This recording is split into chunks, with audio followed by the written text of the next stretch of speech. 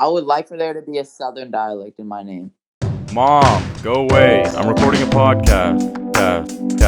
Recording a podcast. Welcome back, everybody, to Verified. My name is Shane. My name is Carlos. Guys, today we have our first ever tennis player, first ever tennis correspondent, if you will, if you want to get technical with it. He's gonna be talking about giving tennis lessons. He's going to tell you guys how you can get tennis lessons from him. We're going to talk to him about speeding. I don't even know what type of ticket it was. Probably should ask this question, but he got a ticket while driving. If you guys have like a grandma that has recently got hit by a car, I'm sorry, it was probably Sujay. But other than that, guys, please welcome to the show, Sujay. All right, what's up, guys? Sujay. Guys, you didn't introduce me in a southern accent. What's happening? It's Sujay Murray. Let's get on with it. So, Sujay, you talking about getting a speeding ticket. You said you got a ticket while driving. Specify that. What type of ticket was it? Why did you get it? Just run us through that beautiful story. It wasn't a speeding ticket, but it was this ticket where it was a move over law, apparently. I'd never heard of it in my life. Have any of you heard of it? I know I've talked to Los about it before, but... Of course I've heard. Really?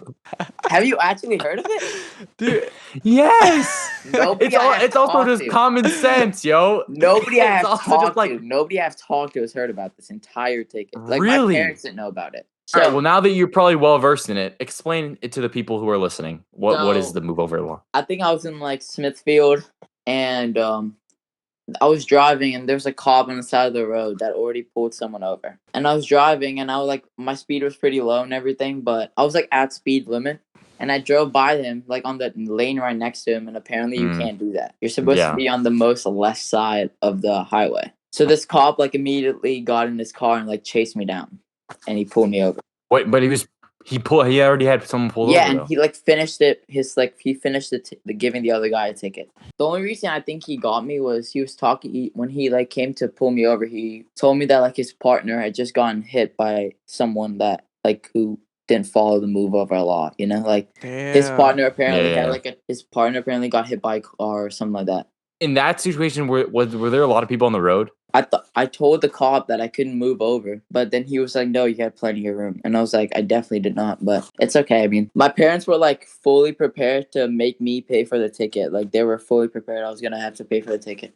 And then they called like their friends and stuff, and they talked to their friends about it, and their friends like convinced my parents to pay for it instead of me. Well, how much was the ticket? It was $300 with an attorney, so it was pretty expensive. Damn, with an attorney? Why do you need an attorney? Because it was in Smithfield, and my parents didn't want to go all the way down there to court and stuff. So $300 plus what you'd have to pay for an attorney? $300. They'll cover the ticket. They'll cover the attorney and all that stuff. So because I needed that money, I started doing these tennis lessons. You're teaching kids tennis. Let's run through that. Here's the backstory, right? Growing up in India, you know, there's not many sports. There's cricket, there's tennis, and that's pretty much it. So I picked tennis. And I kind of just like kept playing, you know, like mediocre tennis all the way up. And then when we moved here, I kept playing, kept working on my game, kept getting better. I just started playing a couple of tournaments, and I was like kind of ranked in the state a little bit, you know, like now all of a sudden we're over here in 2020 and I'm giving tennis lessons because some mom in the Bella Costa community, like Facebook page, like posted, can anyone give my son tennis lessons? And then I came up and I texted her and I said, I can do that. And that's how it started. And then she kept like recommending me to people. So I kept getting more clients and stuff like that.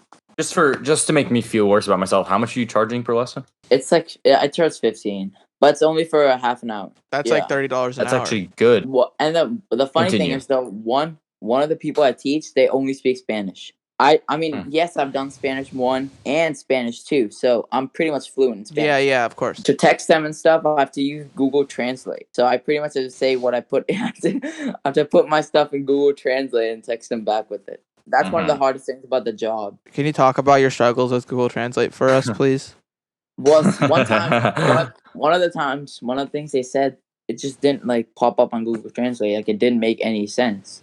So I had to like kind of text them like, can you repeat what you said in Spanish? Because I don't know like what they said. Repetir. Yeah. Carlos, what do you think about making kind of like we could be like a duo and teach like tennis lessons like both of us? Bye. I'm leaving Verified Podcast to do tennis lessons now. It was a fun run. Verified is over. Verified's over. I am now going to make bank. You're gonna be a trio. I can help translate the papers. Can you do Hebrew? Can you? I can read it. I can be like, Baruch atah Adonai Eloheinu melech haolam, and like I don't know what that means. But I could tell you. Okay, continue with. How do you work that into your day-to-day schedule? Well, before in the summer, it used to be like in the mornings, like like I used to go to practice around like 6:30. Come back. I'm not 6:30, 7. Cross country practice. Whenever we had cross country practice, come back, and then I would just go to tennis lessons for like half an hour in the mornings. That's it. But now it's gonna be like after schools. I don't know, like 5:30. Like a couple months. One person wants to do it at like 4. The other one wants to do it at 5:30. So You get to make your own schedule, I guess, right? well, Or- yeah, I make my own schedule, but it's more like whenever they're available, you know? Because, I mean, I wouldn't have much going on compared to, like, what they're doing. So, I mean, Yeah. so I can fit in the most amount of clients. So, if you guys want tennis lessons, hit me up on the gram. I have a question about these lessons. One thing I would struggle with, I think personally, would be feeling like I don't have the capabilities to properly teach them the things that they need to know. So has that ever crossed your mind? What are your thoughts on that? Yeah, actually it has, you know. I've always been thinking like what do I incorporate next? Like what can I do that's best for the child? I mean, not the child, the person, whoever it is. And I just think, you know, I gotta believe in myself, you know? I have to trust myself. I have to like make sure I know that I'm making a difference. You're doing this, you're being very entrepreneurial, and I think it's very important for especially kids our age to find ways that they can take initiative and be impactful in some sort of way, and you know, be happy about what they're doing, because whether or not they're doing something that they really love doing, or they're making money, or both. Anything you want to say about that? Tennis has always been kind of like my passion, you know? It's my love, right? Tennis is my true love, my first love. I figured instead of like just working at like a restaurant, like no diss to anyone working at a restaurant or anything, but you know, like to like just having a regular job, I was thinking, what if I just do something I love and make? I think that's what's important. That's also some advice I would like to give people in the future. You know, you wouldn't want a job you don't love. That's what I think. Right. That's my mindset. Do you feel any external pressures to do what you're doing, to find a way to make money, or like, I don't know, pay for your own stuff, be kind of more responsible? Yeah. The money I make, I'm kind of keeping. I'm like saving a lot of it because my parents really want me to become more independent and kind of pay for my own stuff. So I'm kind of just saving it and not spending it on like a bunch of things I don't need. And I guess in a way that's taught me how to be more responsible and independent. Yeah. You know. But where do you plan on going in the future with this? How are you like planning on expanding, or is there like a limit where it's like, hey, I'm done with this, I'm going to move on to something else?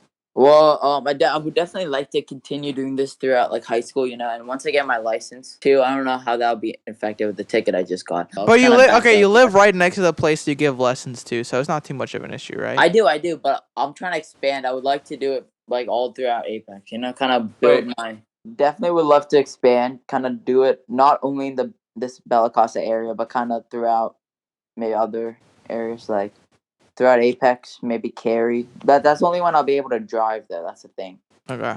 So just know I will be in the tennis court nearest to you in the upcoming future. That's gonna be on the flyers. Wait, so how many customers do you have right now? I have 4. That's good, dude. Yeah, that's like that's what? still good though. I mean, 3 of them do it twice a week. One of them pays me $20 instead of $15. So it's like I get like around 110 a week. Guys, thank you so much for listening to today's episode. Hopefully you guys enjoyed. If you guys did enjoy, follow us on our favorite podcast listening platforms if you want. It really helps us out. I think we recently actually hit 50 followers on our Spotify, which is really great, guys. So if you guys want to continue helping us out, continue letting us know that you're listening. We really appreciate it. If you guys will check us out on Instagram, you can check us out at verified.talk. We appreciate all the support, guys. We are nearing 800 followers, which is kind of crazy. I mean, it was like May when we were at 100, which is so nuts, guys. Thank you so much once again. I mean, the support is immense, and we are forever grateful for all you guys have been doing for us. But if you guys do want to get tennis lessons, though, make sure you hit up Sujay at sujay.sm on Instagram and get some net lessons. If you're in our area, even if you're not in our area and you want to fly out to our area just to get lessons, and we'll see you guys later in the week for a brand new episode. Mom, go away. I'm recording a podcast.